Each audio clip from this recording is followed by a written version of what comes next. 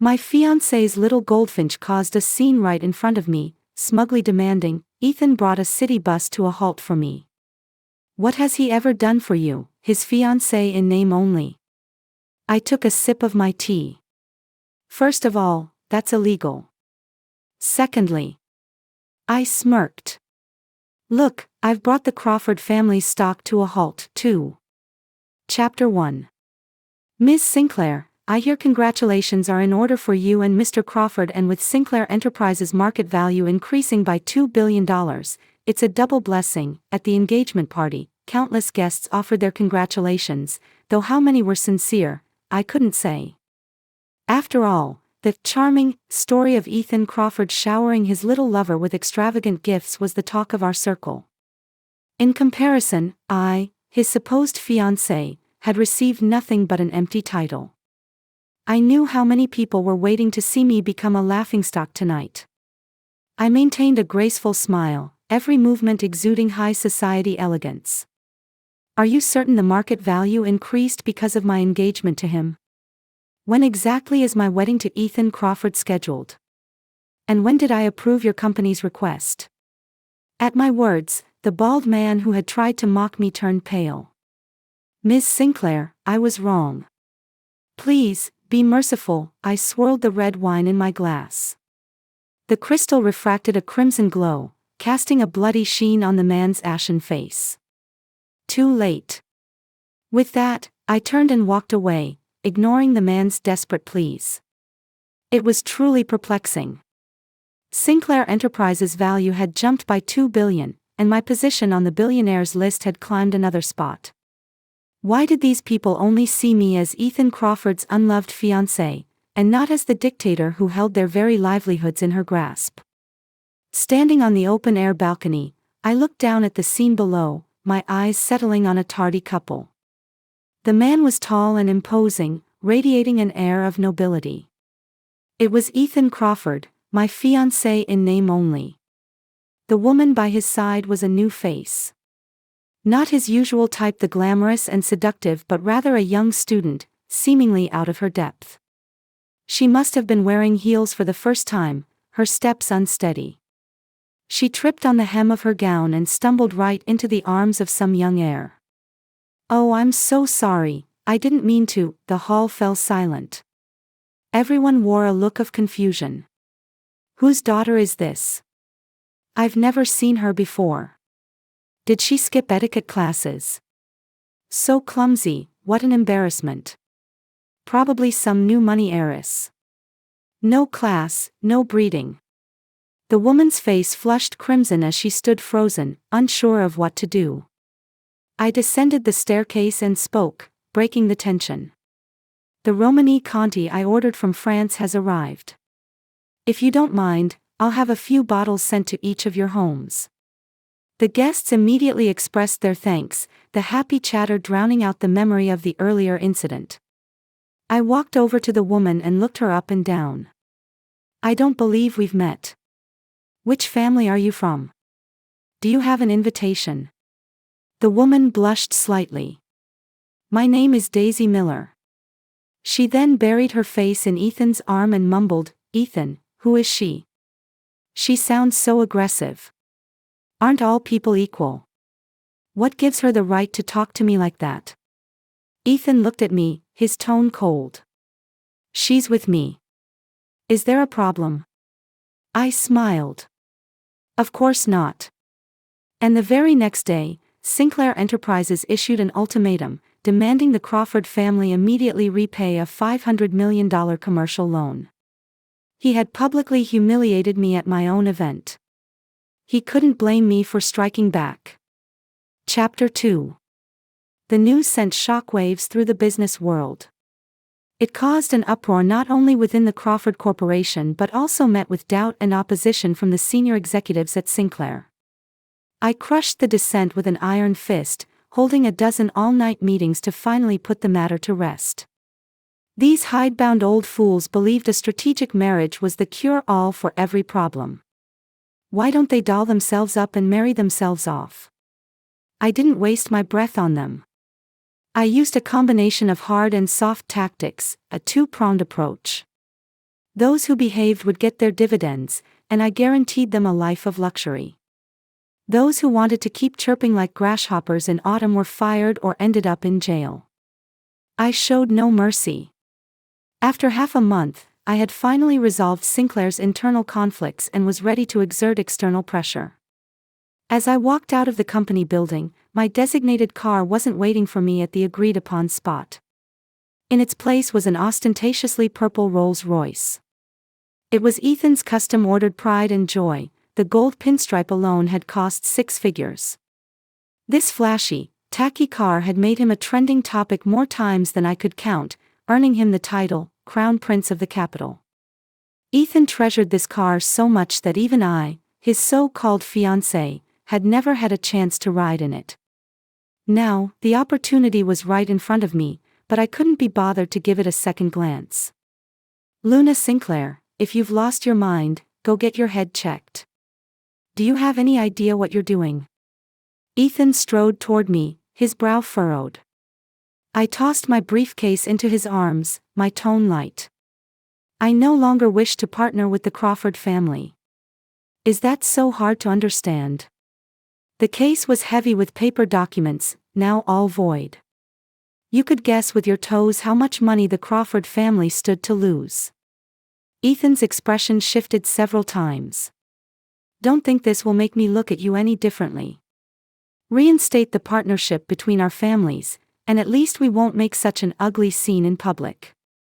Was he genuinely this stupid? Did he think this situation was caused by my words alone, and not by his philandering? I let out a small laugh, my eyes catching a glimpse of the back seat of the Rolls-Royce. Daisy Miller was peeking out the window. Her long hair fell to her waist, her eyes dark and furtive. When she saw me looking, she instinctively shrank back, bumping her head and letting out a muffled grunt. Even while handling an emergency, Ethan hadn't forgotten to bring her along. Such devotion was truly something to behold. Ethan was completely oblivious to the commotion behind him. Seeing my silence, he finally lost his composure. Let's talk properly. Fine, I said, crossing my arms. Let's talk in your car. Bring it over. Ethan reflexively looked back at his car, only then remembering the little secret he had hidden inside. Wait here. I need to take care of something in the car first. He got into the driver's seat, cranked the wheel, and sped into a nearby grove of trees. After about 2 minutes, he reappeared, but by then, I was already settled in my own car. My driver hadn't been there earlier because Ethan had called him, saying he would take me home and that the driver didn't need to wait. In name, at least, he was still the Sinclair's future son-in-law. My driver hadn't dared to disobey but also hadn't dared to leave. He had explained the situation to me and waited in a nearby parking lot. Seeing that I wasn't following our agreement, Ethan clenched his fist and banged it on my window twice, furious.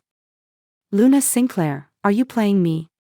For 25 years, this crown prince had never been slighted by anyone, let alone the fiancé he looked down upon. So he had forgotten one simple thing: if you're asking for a favor, you should act like it. The air conditioning in my car was on full blast, creating a warm, cozy cocoon. I took off my coat and watched the raging man with detached amusement. It's filthy, I said. I have higher standards. What? Ethan didn't understand at first. Following my gaze, he finally got it. His multi-million-dollar luxury car was scraped by branches, the paint chipped, revealing mottled patterns beneath. The tires were caked in a thick layer of grime. It was impossible to tell if it was mud or dog droppings. No matter how valuable it once was, once tainted by filth, it became just as repulsive. The car, and the man, were both unclean. Ethan, why did you make me get out? It's so cold out here, I can't bear it. The little goldfinch stumbled out of the woods, tears streaming down her face, and threw herself onto Ethan's arm. It looked like she had trudged through a mud puddle. Her white evening gown was splattered with dirt. Her small, palm-sized face was pale and blue from the cold. I let out a soft laugh, my meaning clear. You have a taste for this kind of creature. That's just like you. A flash of embarrassment crossed Ethan's face. He instinctively pushed the woman away and looked at me. Don't get the wrong idea. There's nothing going on between us. No need to explain to me.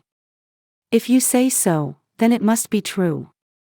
Nothing going on. What a laughable phrase.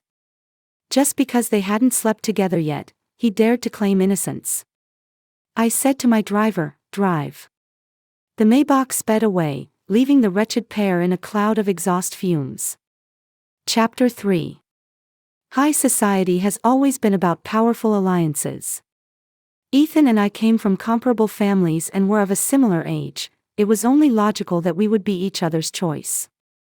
I had no feelings for him and had turned a blind eye to his philandering and promiscuity over the years. Ethan was disgusting, but the Crawford family behind him was an alluring prize. But then again, Ethan had paraded his affairs for the world to see. Did he think I had no pride? CEO Sinclair, I have the file on Daisy Miller. My secretary respectfully handed me the folder. Her history was laid out in black and white. Sophomore at a local university. Family fell into heavy debt after a sudden misfortune. Willingly went to work at a local nightclub to earn money for medical bills. There, she met a drunk Ethan Crawford and took care of him all night. Upon waking, Ethan believed he had defiled this lily in the mud and began to dote on her endlessly. I closed the folder with a wry smile. This plot sounds a bit familiar. As a teenager, I had stayed up late reading countless billionaire romance novels, thinking to myself, thank goodness I'm going to be a CEO someday. What was so great about being the heroine? All you got in the end was the ephemeral love of one man. It was far better to be the CEO, to hold the world in your hands, to command the winds and the rain. What a delight. My secretary, noticing my foul mood, refilled my tea. CEO Sinclair, should I make her disappear? No need.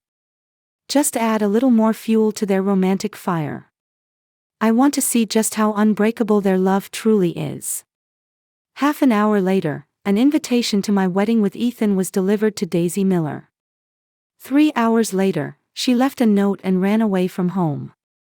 4 hours later, Ethan used his connections to track her down and immediately drove off in hot pursuit of his runaway darling. As my secretary left the office, I deleted over 10 gigabytes of romance novels from my hard drive. They were nothing but fiction. All those earth-shattering love stories didn't even weigh as much as a single coin. Chapter 4. That night, someone was destined to be sleepless. The next day, I left work on time. As the elevator descended to the ground floor, the first thing I saw was Daisy Miller's face. She was sitting on a sofa in the lobby, surrounded by several menacing bodyguards. I frowned slightly, and my secretary immediately understood my meaning and pressed the emergency button. The nearest police station dispatched officers right away. Hello, officers. I'm the one who called the police. Someone has illegally entered our company.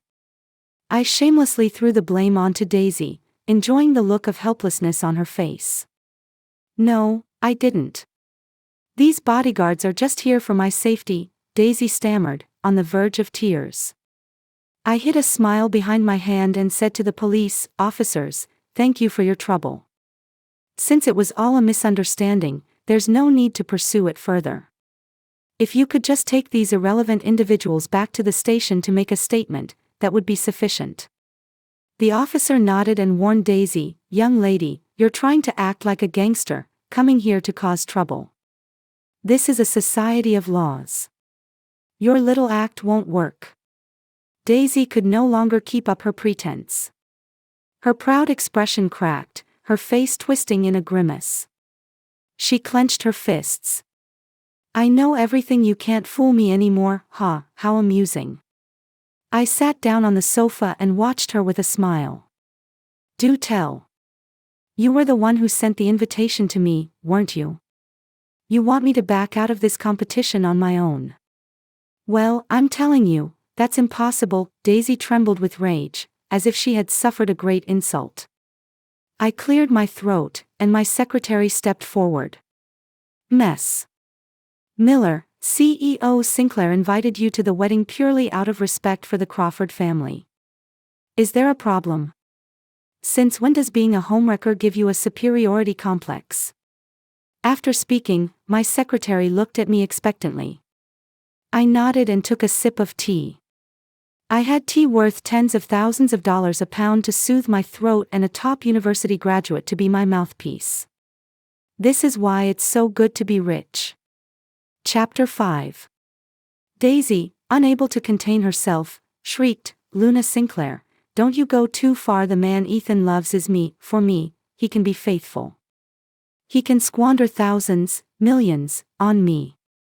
He even brought a city bus to a halt for me, defying the whole world. What has he ever done for you, his fiancée in name only? Do you even deserve his heart?" I just smiled. I certainly hoped no one would ever do something so deranged for me. I stood up. First of all, maliciously obstructing a bus is a criminal offense. Your Ethan did indeed defy the entire legal system for you. If you hadn't reminded me, I might have forgotten to have him report to the police station. And besides, look, I've brought the Crawford family's stock to a halt, too. Congratulations. You've finally won the heart of a man who is both a broke ex-convict. Are you happy? Ever since I pulled my capital from the Crawford Corporation, scandals involving their senior management had erupted one after another. Insider trading, asset stripping, tax evasion. The Crawford family's stock had plummeted, becoming virtually worthless. The more brazen Daisy acted, the more precarious the Crawford family became.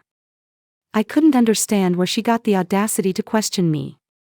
Daisy's eyes widened in shock. She stood blankly for a full 2 seconds, stunned. She had no idea the Crawfords' finances had fallen so far. She was still dreaming of marrying into a wealthy dynasty. But she still remembered to blame me. This is between you and me. Why did you have to drag innocent people into it? If you have any guts, come at me directly. I gave a careless laugh, took the handkerchief my secretary handed me, and slowly wiped a non-existent speck from the back of my hand. Then, I tossed the handkerchief onto her shoe. Come at you? You've always overestimated your own value. Let's see, about 150, was it? $150 was the price for one night with Daisy at the nightclub. Even if she didn't sell her body, she certainly poured drinks and sold smiles. We were both foxes from the same forest. She didn't need to pretend to be some innocent lamb with me. She willingly did these things and still wanted to play the saint. You're the one who's 150, and she glared at me viciously, but she couldn't come up with a single other comeback. Sinclair Enterprises' market value is approximately $150 billion, Ms. Miller. You're a little off, my secretary added. As if she'd heard the most vicious words in the world, Daisy burst into tears and ran out of the building. I put my hands in my pockets, completely unruffled. It seems my dear fiancé was quite the busy man yesterday. Such good deeds shouldn't go unnoticed. Find a gossip blog and spread the word. I was eager to see if the world was willing to pay the price for this epic romance. Chapter 6. With Sinclair Enterprises pushing the story, the news of Ethan Crawford stopping a bus for his lover quickly went viral. A surveillance video spread like wildfire online. In the footage, Ethan's ostentatious Rolls-Royce was parked across the crosswalk. It was followed by 3 other luxury cars, boxing the city bus in from all sides. The bus was trapped, and the driver's incessant honking was useless. After a 30-minute standoff, Daisy finally got off the bus, lifting her skirt as she ran headlong into Ethan's embrace. The two of them were intimately close under the camera's gaze for a while before leaving hand in hand. The headline read, "How romantic, his darling on the run. Is this a billionaire CEO from a novel come to life?" To truly destroy someone, the best method is to praise them before you crush them. As expected, the public's reaction did not disappoint me. I was called back to the office for overtime late at night, taking the bus to save money, and then this crap happened. I was a full hour late. Thanks, Mr. CEO, now I don't have to work overtime at all, because my boss fired me. It didn't just affect the bus. The main road was a complete disaster yesterday. Thousands of cars were stuck, unable to move. Don't ask why the traffic police didn't come, it's because they can't fly. I'm gonna be sick. Are poor people just part of the rich people's games? It's already exhausting enough for ordinary people just to get by. Can you demigods please keep your love affairs far away from us mortals? The backlash was a tidal wave of fury. The traffic police department announced they would give the public an explanation and would not let any suspect go unpunished. The investigation was effortless. That luxury car was one of a kind, well known in elite circles. Now that he had incurred public wrath, no one could protect him. For an entire week, Ethan didn't dare to show his face in that flashy purple Rolls-Royce.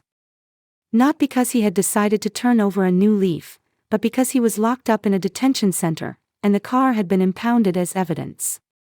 Ethan Crawford was perhaps the first ever billionaire CEO to have a criminal record, now peering through bars, desperately waiting for bail. Unfortunately for him, no one had time for him now. The Crawford family's reputation hit rock bottom. One by one, their business partners announced the cancellation of their contracts. The century-old dynasty was on the verge of collapse. Some were busy pulling the rug out from under them, others were fanning the flames. People were shocked to discover that the seemingly indestructible Crawford family was rotten from the roots up. Eleanor Crawford, who hadn't been seen in public for a while, paid me a visit. "Luna, you're the only one who can save the Crawford family now," I squeezed out a couple of tears and offered false comfort. "Mrs. Crawford, please don't be upset. I heard about what happened with Ethan. I've been contacting my friends at the courthouse these past few days, trying to get him a suspended sentence." Eleanor's eyes rolled back, and she collapsed limply to the floor. I had the maids help her to the sofa, then went out to the balcony to make a few calls. All of them were about Ethan. Eleanor was only pretending to faint, wanting to gauge my reaction. She loved to act. Fine. I would act right along with her. I had all the time in the world to play their little game. Chapter 7. Sure enough, as soon as Mrs. Crawford woke up, she immediately grabbed my hand. "Luna, you're a good child. As soon as Ethan gets out, you two must finalize the wedding. We can't let him be seduced by those unsavory women outside." I feigned hesitation. "Mrs. Crawford, Ethan and I aren't fated to be. And I can see that he truly likes that girl, Daisy Miller. The only reason Ethan got into such trouble was because of her. They are the ones made for each other. As for me, I should probably just step aside." The corner of Eleanor's mouth had barely begun to lift before her expression turned cold and menacing. "That vixen. I won't let her get away with this." Then she patted the back of my hand. "Luna, I know you feel wronged. But for families like ours, one true love for a lifetime is a foolish fantasy. Ethan is our family's only heir. The women he keeps on the side are nothing, they can never be brought into the light. Rest assured, the future mistress of the Crawford family will be you, and only you." I pulled my hand back, my smile not reaching my eyes. "Mrs. Crawford, there's no point in saying things like that. If Ethan can keep women on the side, then I can keep men on the side. As long as you don't see a problem with it, I can go find a few handsome young men to amuse myself right now. And don't you worry, Ethan can still be the future master of the Sinclair household. No matter how many men I have, it will never affect his position as my primary partner. How does that sound?" Eleanor was stunned that I showed her no deference. She was so shocked she couldn't utter a single word of rebuttal, instead snapping the string of prayer beads on her wrist. If she couldn't even refute my argument, what right did she have to persuade me? Besides, I truly couldn't stand Ethan. My tone shifted, and I looked as if I were about to cry. Please don't blame me. I genuinely want to marry Ethan. But with him in jail, the Crawford family in turmoil, and that Daisy Miller stirring up trouble, even if I wanted to bring the Sinclair fortune as my dowry, my family's elders would never agree. Eleanor, who had thought her trip was a failure, heard a glimmer of hope and hastily promised, "Don't you worry, I will make sure that wretched tramp is dealt with. And I'll handle everything at the Crawford house and hand it over to you." I smiled and agreed, seeing her to the door of the villa. I was always polite to valuable people. Especially a valuable person like Eleanor, who was personally delivering a gift right into my hands. I had been looking for a suitable excuse to intervene in the Crawfords' internal power struggles, and here she was, handing me the pillow just as I was getting sleepy. The Crawfords had only one heir. But could this heir protect the family's fortune? With their family falling apart from within, only the Sinclairs could save them. And salvation would come in the form of an acquisition. 3 days later, after depositing a large sum into Eleanor's private account, I unhurriedly presented her with a contract. "Mrs. Crawford, please take a look at this. If there are no issues, once you sign, I can persuade my family elders. Revitalizing the Crawford Corporation will be no problem then." Dizzy from the huge sum of money, Eleanor didn't suspect a thing and signed her name in the bottom right corner. "Luna, I'll have to trouble you with this project and the company's affairs. When Ethan gets back, he will surely praise you for being so capable and virtuous." I watched the tip of the carbon ink pen, a genuine smile spreading across my face. Perhaps. When he gets out, everything will be different. Chapter 8.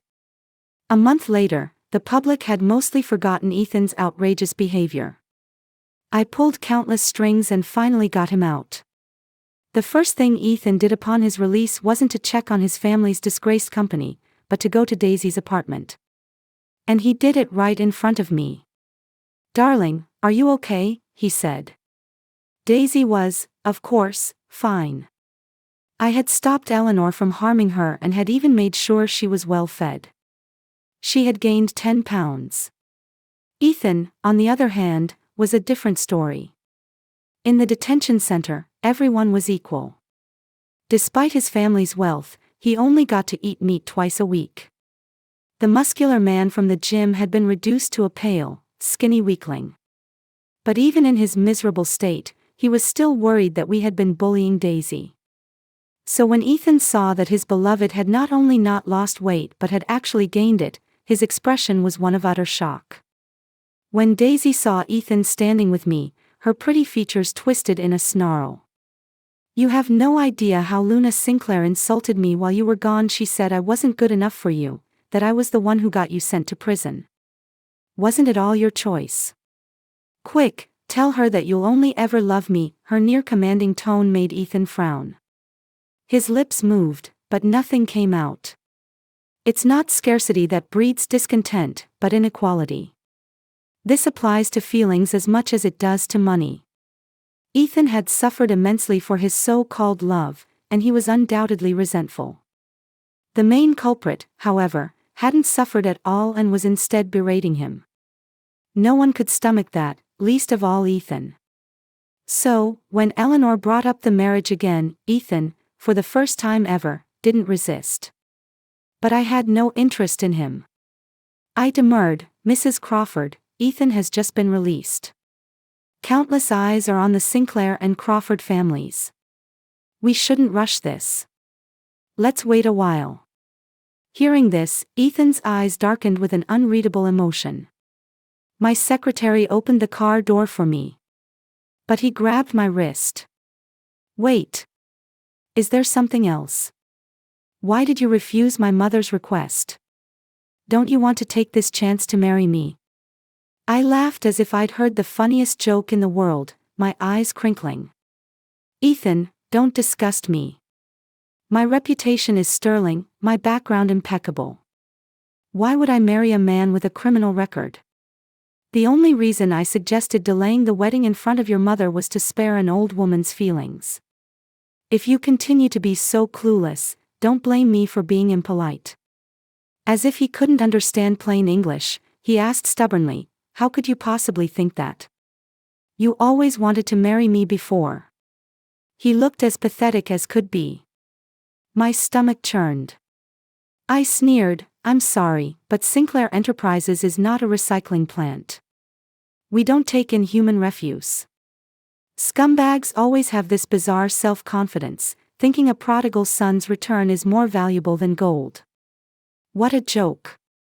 Who would want him? Before, I thought it didn't matter who I married, a strategic alliance was only about benefits. But this blockhead. Whoever wants him can have him. I packaged the recording and sent it to Daisy, so she could appreciate the full glory of her beloved. The moment Daisy heard it, she started screaming and throwing things. She even went to the Crawford mansion late at night to ambush Ethan. The butler tried to get rid of her several times, but Daisy refused to leave. Helpless, the butler had to resort to forceful measures, having security drag her away. The bodyguards Daisy once had were long gone, recalled by Eleanor. A lone woman was no match for the Crawford household staff. In the struggle, she fell on the steps, and immediately, there was blood. Chapter 9. An ambulance, sirens wailing, sped away with two people, Daisy, who had miscarried, and Eleanor, who had suffered a sudden heart attack. I wasn't surprised that Daisy was pregnant. Before Ethan's arrest, the two of them were inseparable, a tinderbox waiting for a spark. It was only a matter of time. As for Eleanor, she probably couldn't bear the thought of losing her unborn grandchild and fainted from the shock. When my assistant reported the news, I was casually scrolling through photos on my camera. I picked two and said, tell the papers to use these two photos as illustrations. Find a reporter with good writing skills. Sinclair will cover all their sponsorship fees for the second half of the year. My people did as I asked. I drove to the hospital and pushed open the door to the premium suite. Ethan's face was filled with hope. Luna, you came. I came to visit Mrs. Crawford. As for you, shouldn't you be checking on the mother of your child? I found a clean chair and sat down, my expression full of amusement. Ethan feigned anguish. I didn't know she was pregnant. You didn't know? Don't pin all the blame on the woman. I scoffed. Forgetting about her as soon as you've zipped up your pants. That's not your style. Ethan was silent for 10 minutes. Seeing that Eleanor showed no signs of waking, I couldn't be bothered to waste time on formalities and picked up my handbag to leave. Ethan finally broke the silence, his voice hesitant. Luna, do you really not understand how I feel? I regret it. I know I shouldn't have treated you that way. I was immature before. Can you give me another chance? A chance? Chances aren't for people who waste them. I walked out of the room without a backward glance. He only learned to turn after hitting a brick wall. The child is dead, and now he finally cares. Where was he before? Besides, half of the Crawford fortune was already under my control. Half of the executives in the company had abandoned him and pledged their loyalty to me. I didn't need to marry Ethan Crawford to take over his family's company. The elevator suddenly stopped. Daisy stood there in a hospital gown, her cheeks gaunt, her face devoid of color. Before I could speak, I heard her venomous curse. Luna Sinclair. It's you again. Are you here to laugh at me? I glanced at the floor number. The third floor. Standard ward. I understood immediately. You guessed it. I am here to laugh. Aren't you the apple of Ethan's eye? What's wrong? Did he only put you in a standard room? A starving camel is still bigger than a horse. Even though the Crawford family was in a debt crisis, they could certainly afford a private suite. Ethan had deliberately placed Daisy here, not only to keep her away from his mother but likely also with the intention of making a clean break. Clearly, I had hit a nerve. Daisy shrieked and lunged at me. The elevator was spacious, and I easily sidestepped into a corner. She fell hard onto the cold floor and let out a piercing scream. A nurse, alerted by the noise, rushed over and held the elevator doors open. "What's going on?" "Ms. Miller is so anxious to see her man that she fell. Please call Mr. Crawford from the 10th floor down here." "After all," I said with a smile, "love can cure all pain." Chapter 10. The hospital lobby was stocked with that day's newspapers. I picked one up, and the gloom in my heart vanished. The headline screamed, "Homewrecker's pregnancy plot to usurp position foiled." Allegedly beaten by Crawford family, resulting in miscarriage. This was just the traditional print news. Online, rumors were flying everywhere. The public, who had nearly forgotten the incident from a month ago, was reminded of the traffic jam. LOL, is this how rich people behave? I thought this wretched pair was truly in love, but it turns out one is a cheater with a fiancé, and the other is a knowing homewrecker. Did you really think someone who would cause such a massive public disturbance for his own selfish desires would have a high moral standard? If this kind of person remains CEO, the Crawford Corporation is doomed. It's already pretty much doomed. Thank God I sold my stock when Sinclair announced they were pulling out, otherwise I'd have lost so much money. Public opinion was in an uproar. Ethan was forced to make a public apology, promising he would give everyone a proper explanation. He was then promptly forced out by a joint effort of the board of directors. It was my doing. A disgraced CEO was of no use to a failing company. Who would pay a fortune to support a useless waste of space? At the same time, some people turned their attention to Daisy. Her reaction was surprisingly swift. She started a live stream to clarify her innocence. "Everyone has misunderstood me. I am a sophomore at a university, an excellent student. I never intended to be a homewrecker. My mother fell gravely ill, and my family couldn't afford her hospital bills, so I had to take a part-time job at a nightclub to earn money. That's where I met Ethan. He told me he didn't have a partner, so I believed him and was tricked, body and soul. In reality, this was all a conspiracy by Ethan and his fiancée, Luna Sinclair. They can't have children, so they wanted to use me as a surrogate. When I discovered their plan and went to confront them, the Crawford family flew into a rage and attacked me. The innocent will be proven innocent. I will not explain myself a second time." Daisy appeared on camera herself, weaving a tragic tale of her life. Paired with her pitiful, pale face, her logic, riddled with holes, actually won over a group of netizens. The recording of the live stream went viral. Many people believed her and rallied to her cause. I pressed the spacebar, a corner of my lip twitching. Mad dog. One lie requires countless more to sustain it. If I didn't have her complete file in my hands, I might have actually been fooled. My secretary asked, "CEO Sinclair, should we call the police and have her arrested?" I shook my head and tapped the desk. Daisy wants to use the power of public opinion, doesn't she? Then I'll let her.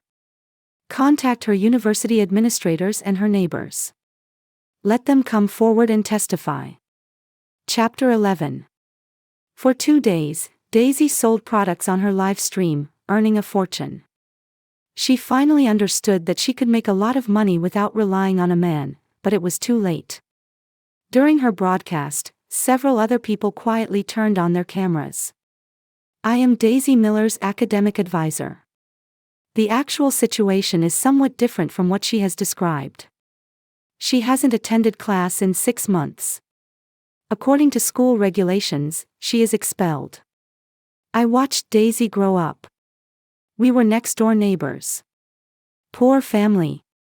That's because her parents gambled all their money away. They still owe me $50,000. As for the surrogacy claim, it was even more absurd. Someone had filmed them kissing as they entered a hotel and posted it with a soul-crushing question: "This is the first I've heard that surrogacy requires internal insemination."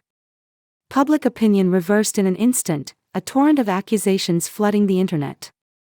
At first, Daisy would selectively answer a few questions, but as the situation worsened, she simply ended the broadcast and went into hiding.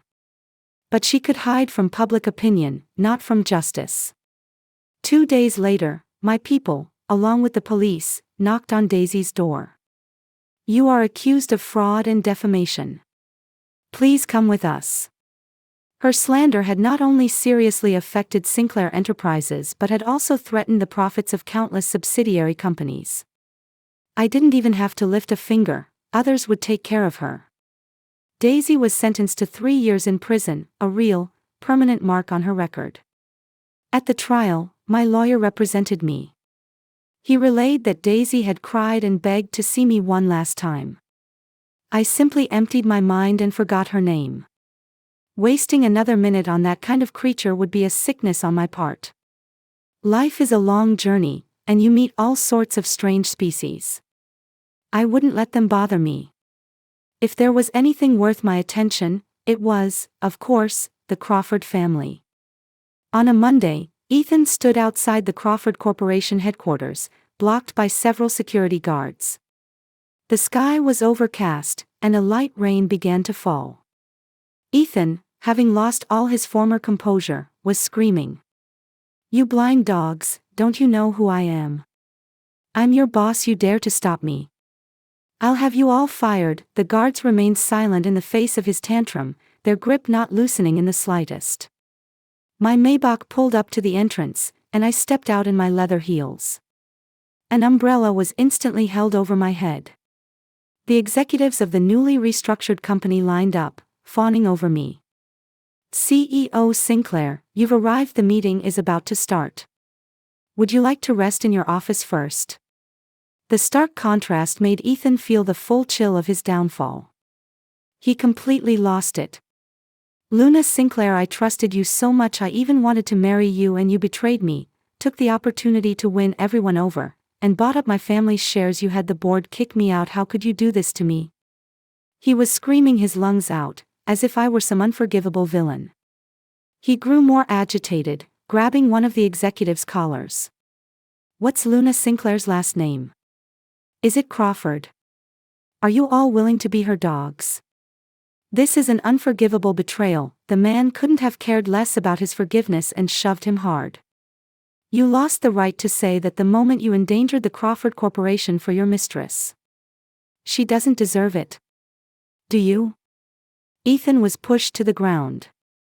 His already wrinkled suit, now soaked with rain, crumpled into a heap like a dirty rag.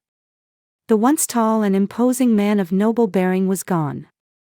"CEO Sinclair," one of the men started to say, but I cleared my throat, and he quickly backed down, saying obsequiously, "CEO Sinclair, I'll get rid of this irrelevant person right away. Please don't be angry." I nodded and walked straight into the building, not giving Ethan a single glance from beginning to end. A person who only causes trouble for his own company, who can't earn a single penny and only makes the stock fall, will eventually be kicked out. This was the culmination of 2 generations of planning by the Sinclair family. Even if Daisy Miller had never appeared, I would have found another opportunity. Back when the Sinclair family was still starting out, the Crawfords made life difficult for my parents at every turn. My parents had to grovel. Later, when my family became successful, they came sucking up. And Ethan?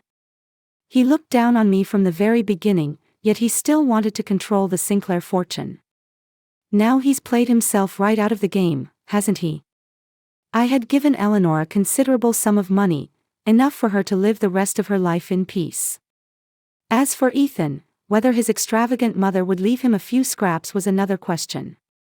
I could only wish him luck. Under my leadership, Sinclair Enterprises swiftly swallowed the tough morsel that was the Crawford family. Raw material suppliers, production lines, and their vast market were all absorbed into my empire. My business landscape was about to expand, grandly and unstoppably. So, That was one side of the story. My side, maybe, or hers. I'm Ethan. You've seen what I did, but what do you really think of me? Be honest. Comment if you would have walked away or stayed. But don't make up your mind just yet. The second story might also involve me. Different woman, different truth. And maybe, just maybe, you'll start to wonder who I really am. Now, the next story begins. Chapter 1. Get over here. Now our son's been kidnapped. He's about to be killed. Listening to my husband's frantic screams over the phone, I just said, "Oh," and left it at that. Ryan was silent for a long moment before squeezing out the rest of his words through gritted teeth. "What do you mean, oh? That's your own son who's been kidnapped. How can you be so cold-blooded? Do you even have a shred of maternal instinct?" I fell silent, too. To that question, all I could say was, I used to. In my past life, at this very moment, I was in such a panic that I didn't even have time to put on my shoes. I just jumped in the car and drove through countless red lights to get to the scene. By the time I arrived, the kidnapper's blade was already at my son's throat. I dropped to my knees, begging him to spare the child. The kidnapper laughed maniacally and gave me two choices: either my son dies, or I do. Hearing my son's terrified cries, I didn't hesitate. I snatched the sharp knife from the ground and plunged it into my own heart. Everything happened so fast then. But thinking back on it now, the entire incident was steeped in a chilling strangeness. I didn't know the kidnapper, let alone have any feud with him.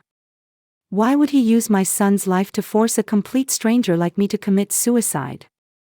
If he had a grudge against our family, why was my son the one kidnapped, my husband the first to arrive, but I was the one who ended up dead?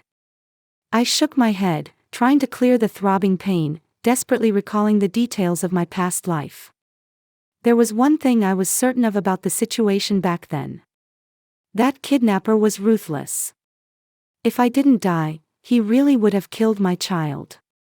Thinking about it from another angle, since he had taken my son, he must have known my background, known about my immense wealth. If he was after money, he could have used the child as leverage to demand my entire fortune. But he didn't want money. He only wanted one of us dead. It was completely illogical. As I was lost in thought, my husband's call came in again. "Why aren't you here yet? The kidnapper is threatening to act if you don't show up soon. I don't care what important thing you're doing right now. Drop it and get over here immediately." I opened my mouth and asked the question I never got to ask in my previous life. "Ryan, did you call the police?" Ryan instantly flew into a rage, his voice dripping with resentment. "What time do you think this is? You're still thinking about calling the police? What if calling them makes the kidnapper desperate and he actually kills him?" So, he hadn't called the police. Faced with a kidnapper's threat, he didn't call for help, but demanded that I show up immediately. Was I more experienced than the police? Ryan had always been clear-headed and calm in a crisis. After getting together with me, he'd seen his fair share of high-stakes situations. But now, the more I thought about it, the more suspicious it seemed. I stopped the motion of putting on my shoes and instead called my corporate assistant. "Has Ryan been to the office recently? Did he do anything strange? Also, I need you to look into something for me." Chapter 2. This time, I arrived over an hour later than I did in my past life. Yet my son was still standing there, completely unharmed. Seeing me approach, the kidnapper's face twisted into a snarl. "You're a monster. Even animals don't harm their own young, yet you wouldn't even save your own son. You have no humanity." Ryan's face was dark as he glared at me. "Penelope Ashwood, is there anything in this world more important than our child's safety? You took your sweet time getting here. Were you hoping to watch your own son be murdered by this kidnapper?" I shook my head. "No. I was just waiting for the police to get into position. I've already called them."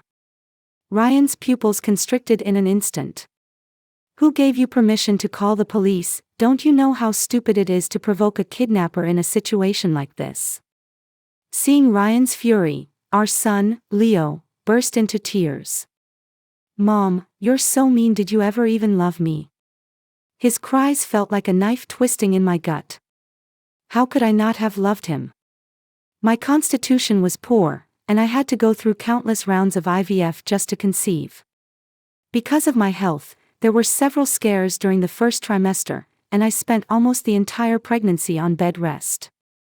To get enough nutrients, I went from 88 pounds to 165, and the delivery itself was a near-death experience. This child was my treasure, raised with all the love I had. Of course, I loved him. But now, my mind was a chaotic mess. Facing Ryan's relentless accusations, I just frowned tightly, unwilling to say a word. In the silence, the kidnapper pressed the tip of his knife against Leo's neck. With a slight push, a trickle of crimson blood ran down. My son instantly broke down, wailing, "I don't want to die, mommy, please save me." Hearing his cries, a twisted smile appeared on the kidnapper's face. Penelope Ashwood, what I hate most in this world are you heartless, rich scumbags. Today, either you die, or he dies. The choice is yours. The wind on the cliff suddenly picked up, making the treetops whip and roar. I sighed. The area is surrounded by armed police. You can't escape. Surrender now. Neither Leo nor I will die today. The only one who deserves to die is the one who did evil. My words enraged the kidnapper. He pressed the knife harder against Leo's neck, and the boy's voice changed as blood flowed more freely. Mom, are you trying to get me killed? Please, stop talking, just save me. Satisfied, the kidnapper pulled another sharp knife from behind his back and threw it at my feet. I'll count to 3. Let's see what you choose. Ryan completely fell apart, slumping to the ground and desperately grabbing my pant leg. Wife, I'm begging you. Our son is so young, he hasn't even had a chance to see the world. You can't be so cruel as to watch our son die right in front of us. I lifted my gaze slightly to look at the kidnapper. His face was a mask of pure malice, the knife still held firmly against Leo's neck. 3. As he began the countdown, my son struggled violently, trying to break free. But against the kidnapper's iron grip, it was all futile. 2. The color drained from Ryan's face. He crawled forward on his knees, picked up the knife, and tried to shove it into my hand. Wife, please, I'm begging you. He's our flesh and blood. I promise I'll raise him well. You can go in peace. I didn't take it. Instead, I looked at the kidnapper and spoke, interrupting the whole charade. If you're taking revenge on society because you hate the rich, why is your vendetta aimed only at me? The knife is in the boy's father's hands right now. He's the golden boy from the sticks, a poor man who struck it rich. You should hate him even more. Why don't you let him die in our place? A flash of surprise crossed the kidnapper's eyes, but Ryan reacted as if I'd struck a nerve, shouting in fury. Penelope Ashwood, first, you drag your feet and refuse to come save our child, then you ignore my warnings and insist on calling the police, and now, you're so afraid of dying that you're trying to defy the kidnapper's wish and make me die for you. You truly are a venomous woman. If you don't sacrifice yourself, our son is going to die. The kidnapper's eyes flickered to the knife in Ryan's hand, then back to me, his gaze colder than ice. This is your last chance. 1. As the word left his lips, he raised his knife high. The next second, a single shot rang out.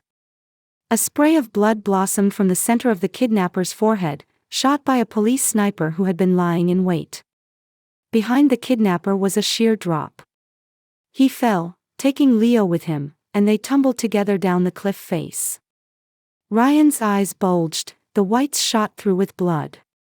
He scrambled to his feet, brandishing the knife, and lunged straight for me. You killed my son, you venomous woman, you'll pay for my son's life. Chapter 3. I didn't move. The police immediately tackled Ryan to the ground, but he continued to wave the knife, screaming hysterically.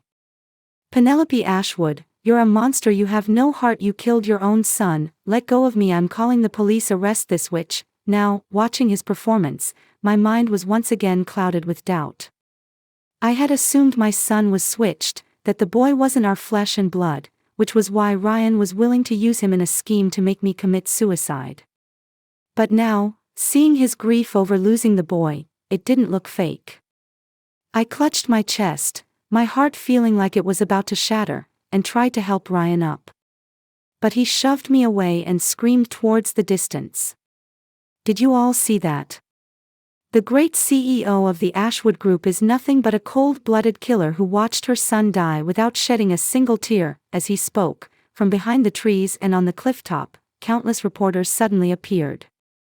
They all stood outside the police tape, armed with long lens cameras and microphones, clamoring loudly. "Mess. Ashwood, when your son was held hostage by a kidnapper, why were you unwilling to trade your life for his? As a mother, do you believe your own life is more important than your child's?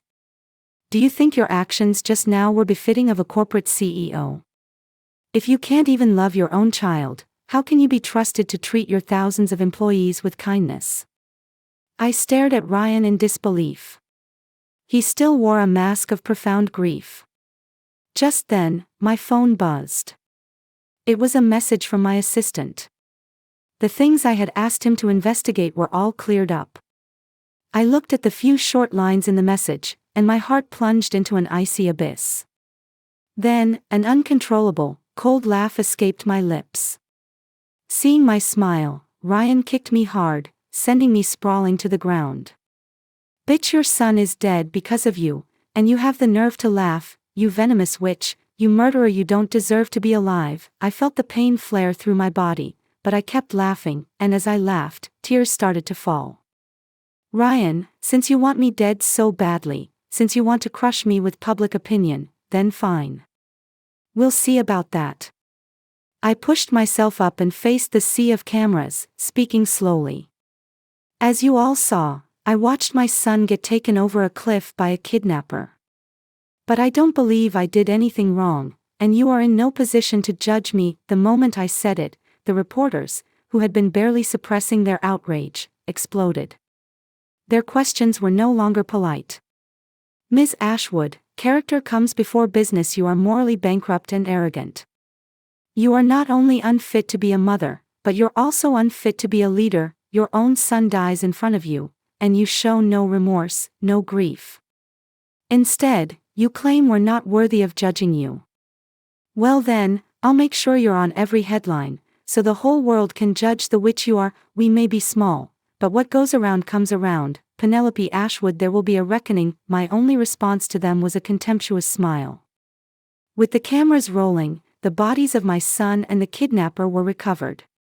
Ryan looked at Leo's mangled body and collapsed to the ground, sobbing. "My boy, open your eyes and look at Daddy again. It's all my fault. If I had the choice, I would have died for you 1,000 times over. Oh God, why would you do this to a father who loved his child so much?" His heart-wrenching cries immediately captured every camera lens. Soon after, Ryan and I were on the front page of every major news outlet. Ashwood Group CEO is a monster, kills her own son. VP collapses crying over son's body. Penelope Ashwood unfit to be human, unfit to run a company. Under the influence of public opinion, Ashwood's stock price plummeted. My assistant and secretary rushed in and out of my office, their faces grim. I was at my desk, arranging the next steps, when Ryan, followed by a mob of reporters, kicked open my office door. In front of all the shareholders, his face was contorted with rage as he roared, "Penelope Ashwood, you bitch, where did you hide our son's body? Hand him over, now let my boy rest in peace." The shareholders were already on edge because of the stock prices. Hearing Ryan's accusation, they all shot up from their seats. "Penelope Ashwood, we all know what you did. How can you sit there and hold a meeting like nothing happened? I am so disappointed in you. At the next shareholder meeting, we will be considering a change in leadership. I calmly looked at the few ringleaders, silently memorizing their names. Then, I put on a perfectly poised smile and looked at the cameras. Yes, I hid the child's body. But what business is it of yours? Chapter 4. The lead reporter's eyes widened, as if he couldn't believe those words had come from a mother who had just lost her son. Penelope Ashwood, you may be the head of the Ashwood Group, but that was your own flesh and blood. Even if you are that cold-blooded, you can't just hide your son's body and not let his father bury him. From the moment of the incident until now, all we've seen you do is work and manipulate stock prices. You haven't shed a single tear for the child who died because of you. The crowd swarmed forward, each person pointing a finger at me, hurling curses. I straightened my weary back and simply sat back down in my chair, crossing my legs. Who says I was the one who killed Leo? If I remember correctly, you were all there. Were you all blind? Did you not see that Leo died at the hands of the kidnapper? My retort stunned them into silence. Ryan was the first to recover. He grabbed me by the collar and yanked me out of the chair. And whose fault is that? If you had died for him, he wouldn't be dead. Your indifference killed our son. You should pay for his life, Ryan shouted furiously, all while displaying his unshaven face and swollen, red eyes for the cameras.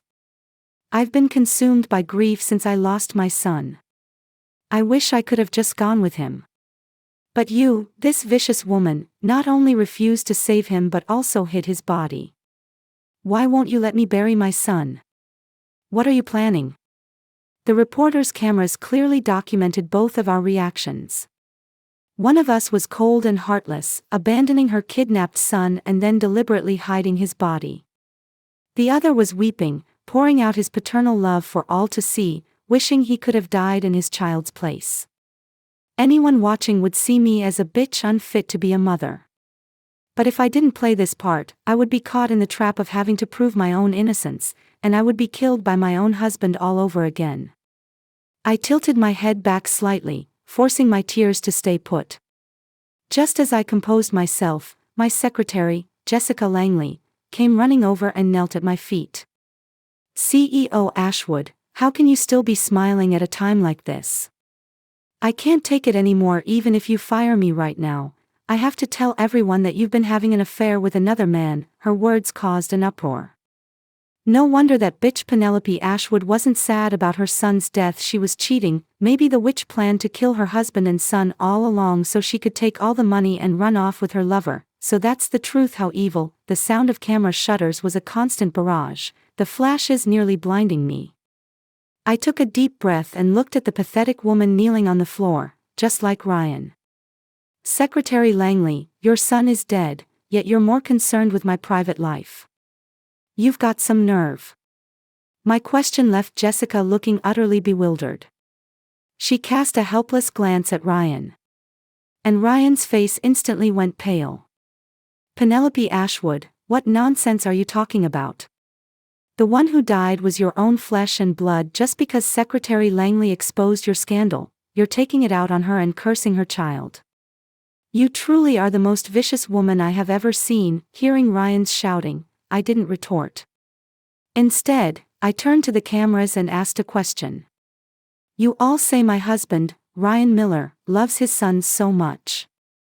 Then why did he refuse to let the police perform an autopsy? With my question, the microphones were once again thrust in front of Ryan. Chapter 5. Ryan forced himself to remain calm, his eyes filled with hatred as he glared at me. To let my child be laid to rest, of course. What, should I leave him in this world to keep looking at your wicked face? Penelope Ashwood, don't try to change the subject. Everyone is here today to pass judgment on you. I let out a derisive laugh and shook my head. I've said it before. My conscience is clear. I, Penelope Ashwood, have never done anything to harm anyone. Only the law can judge me. This directionless mob, led by the nose, is not worthy. Jessica Langley helped Ryan up, joining the others in glaring at me. CEO Ashwood, you will come to a bad end if you continue to be so unrepentant. What goes around, comes around. Aren't you afraid of the consequences? Her words struck a chord, and everyone began pointing at me, shouting in anger. Evil people always get what they deserve, I smiled. You're right. Evil people will absolutely get what they deserve. After saying that, I casually sat back down in the CEO's chair and pulled up the live stream. The comments section was a torrent of abuse directed at me. Venomous, unfit to be a mother, a shameless adulterer, even questioning how I got control of the company in the first place. After tearing me down, they praised Ryan as a good father devoted to his child, sympathizing with his stubble and red, swollen eyes. It seemed like every netizen in the country was obsessed with my family drama today. Since they were so invested, the raw emotion they felt now would surely backlash onto Ryan when the truth came out. I was very satisfied. Seeing me sit down so brazenly, the shareholders were practically apoplectic. The lead shareholder, Mr. Langley, pointed a finger in my face and yelled, "Penelope Ashwood, how can you just sit there so calmly? In light of your despicable behavior abandoning your family and cheating on your husband, we, the shareholders, are voting to remove you." I raised an eyebrow at Mr. Langley, who was shouting the loudest. "If I'm not mistaken, Secretary Langley is your niece, isn't she?" My question caught him off guard. "So what if she is? Is there a rule against nepotism in this company? Didn't VP Miller get his position because he's your husband?" I smiled, my eyes narrowing into slits. "Mr. Langley, let's not play games. We both know what's going on. My meaning should be clear to all of you." My sharp gaze swept over the slumped figures of Ryan and Jessica, and the once raucous office suddenly fell silent. The eerie atmosphere lasted only a few seconds before being shattered again by Ryan's cries. "What are you talking about? You're a woman who got to where you are today with my help. I earned my position as vice president. As for Secretary Langley, she became the CEO's secretary because of her strong work ethic. I'm talking to you about our child. Don't try to change the subject. Nobody cares about your company. What everyone wants is for you to answer to society," as Ryan yelled. Several reporters and shareholders seemed to snap back to their senses and resumed their verbal assault on me. My assistant asked if he should call security. I gave a slight shake of my head. The DNA test results would be here any minute. Kicking them out now would not be a wise choice. Seeing that I wasn't denying anything, their attacks grew more ferocious. From the looks on their faces, it seemed they wouldn't leave today until they had torn a piece of flesh from me. Security held back, and the situation was on the verge of spiraling out of control. At that critical moment, my other assistant rushed in, holding a DNA test report. "Everyone, stop. Leo Miller was never CEO Ashwood's son." Chapter 6. The room fell dead silent. I watched with satisfaction as the color drained from Ryan's face, turning from red to a ghastly white. "Ryan, you went to such great lengths to kill me, to use my company to plug the massive hole of your debts. Too bad for you. Reborn into this life, I finally saw through your entire scheme. In my past life, my concern blinded me. All I could think about was keeping the child safe, and I never considered how strange and full of holes the kidnapping case was. But in this life, I had time to think it through. Why did a kidnapper with no grudge against me want me dead? Why did a man as sharp as Ryan refuse to call the police? Why did Jessica Langley always look at me with such hostility? It was all because they wanted me dead. I took the test results and waved them at Ryan. "Are you going to tell them, or should I?" Ryan suddenly lunged, snatched the report from my hand, and tore it to shreds. "Tell them what? Don't think you can just forge a report to clear your name just because you're all-powerful. You killed my innocent son so you could run off and have fun with your lover. I'll kill you." He lunged at me desperately, but with a simple nod from me, the security guards who were already prepared pinned him to the floor. Ryan was immobilized, but he still clutched at the scattered pieces of paper. "You bitch, you forged the report. You're a soulless monster. You'll get what's coming to you," I sneered, ignoring Ryan, and turned instead to the stunned Jessica Langley. "Aren't you curious? Why is it that even after you activated Plan B, the child who died has no biological connection to me? Under my questioning, the color drained from Jessica's face, inch by inch. Then, as if she'd been electrocuted, she began to tremble uncontrollably. What is there for me to be curious about? The one who died was your son. VP Miller already said you faked the test results. I almost laughed out loud. Secretary Langley, you're a smart woman, but you're being foolish right now. That wasn't the only copy of the report. Here, take a look at this one. With that, I had my assistant hand another, freshly printed report to Jessica. She took one look at it and dropped it as if it had burned her. Impossible, how could this be? Ryan, say something, how could this happen? Ryan's eyes were filled with terror.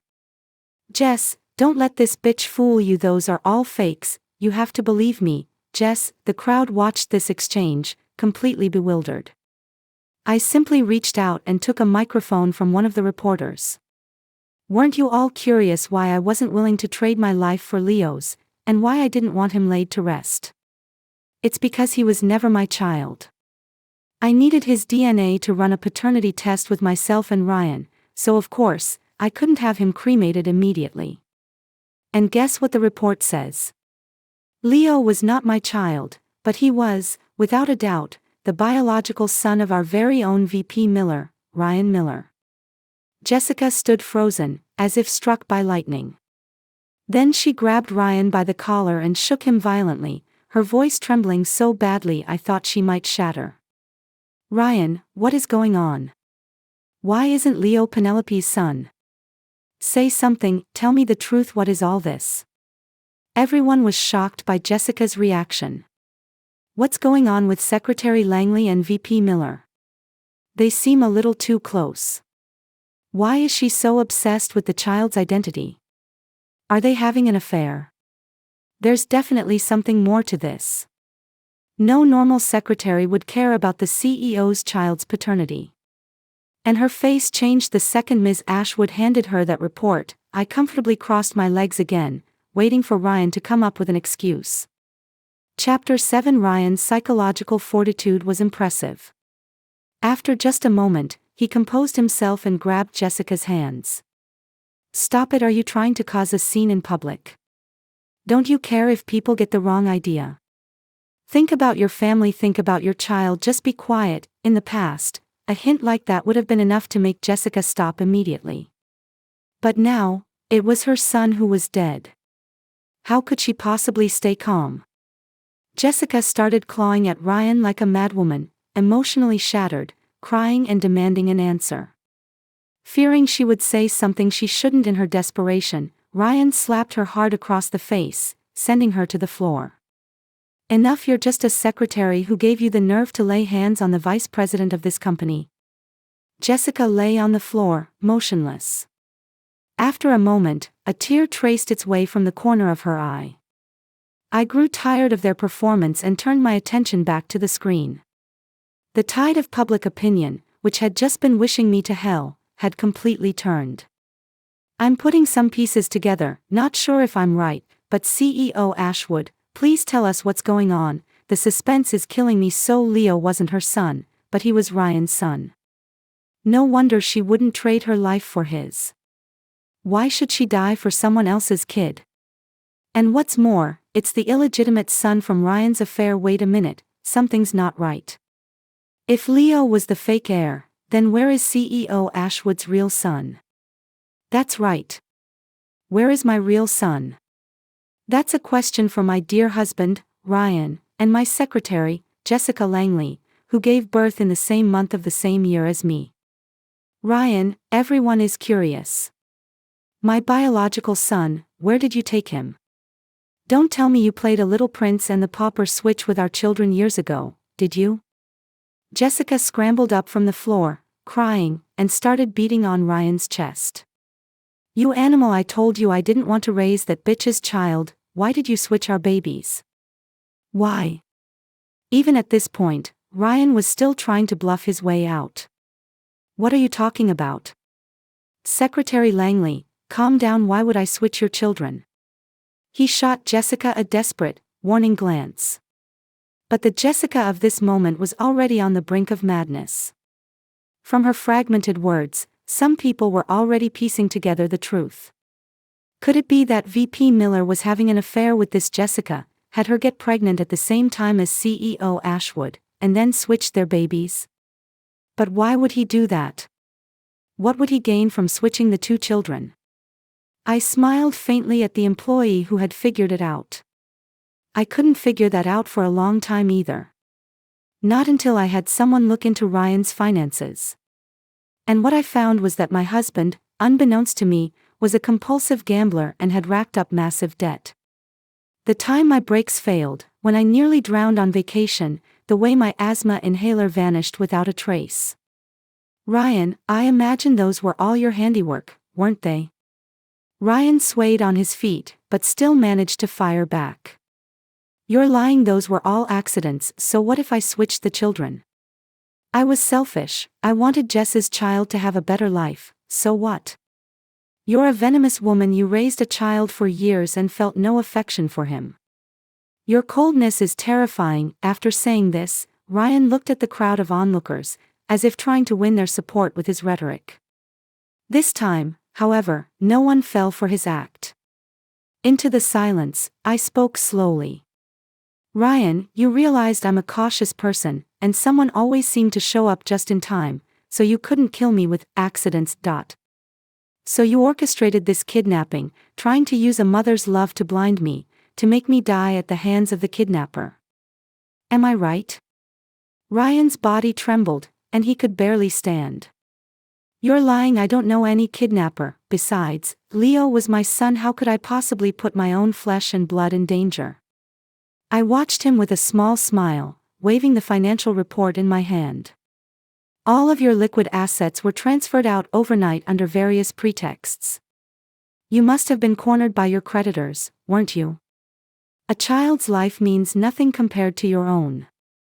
You wanted to try threats first.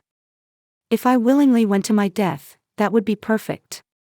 If I refused, you'd use public opinion to force me to step down, so that the Ashwood Group would fall into your scoundrel hands to fill the massive financial hole you dug for yourself. This time, I'm right, aren't I?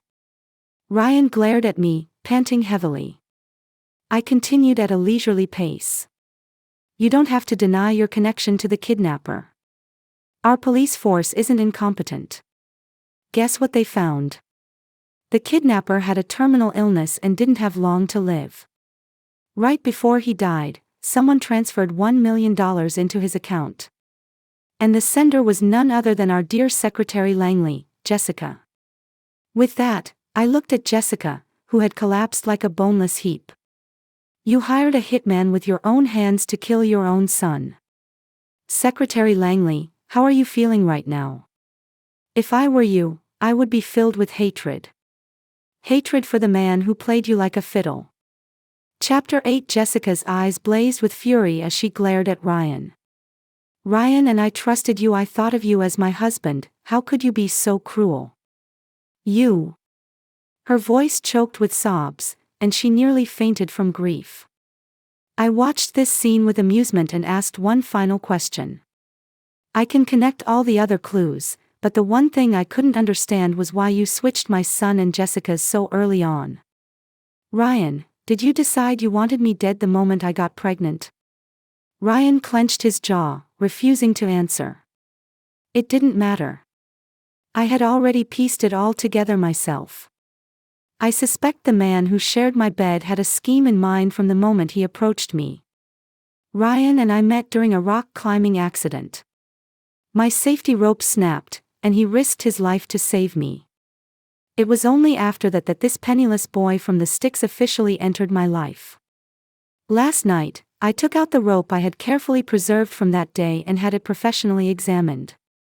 Only then did I learn that the rope not only showed signs of wear but also marks of being deliberately cut with a blunt instrument. Ryan, you are truly a ruthless man. To feed your gambling addiction, to pay off your debts, you must have decided the moment I gave birth that you would get rid of me and take over my company. But you couldn't bear to part with either son. So you swapped my child with Jessica's, so that when the day came, Jessica would be forced to accept both children. After all, Jessica had always been petty. If I died, she would never have agreed to raise a child who had my blood. But by swapping them, one was the child she raised, the other was the child she bore. She would have had no choice but to accept both. Unfortunately for you, Ryan, your luck at the tables was just too poor. You were already buried in debt before I was even dead. Left with no other choice, you devised this venomous plan. And the only child you could use to threaten me was Jessica's son. And so, Jessica's son died, while my son is still alive and well. How amusing. After I laid out all the details, everyone in the room gasped. Jessica really shot herself in the foot. What goes around comes around. Oh my God, thank goodness Penelope Ashwood stayed calm and didn't kill herself. Otherwise, it would have been too late. This is giving me chills.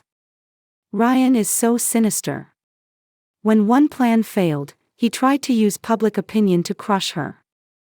How can such an evil person exist? The tide of public opinion that Ryan had intended to use against me had turned completely.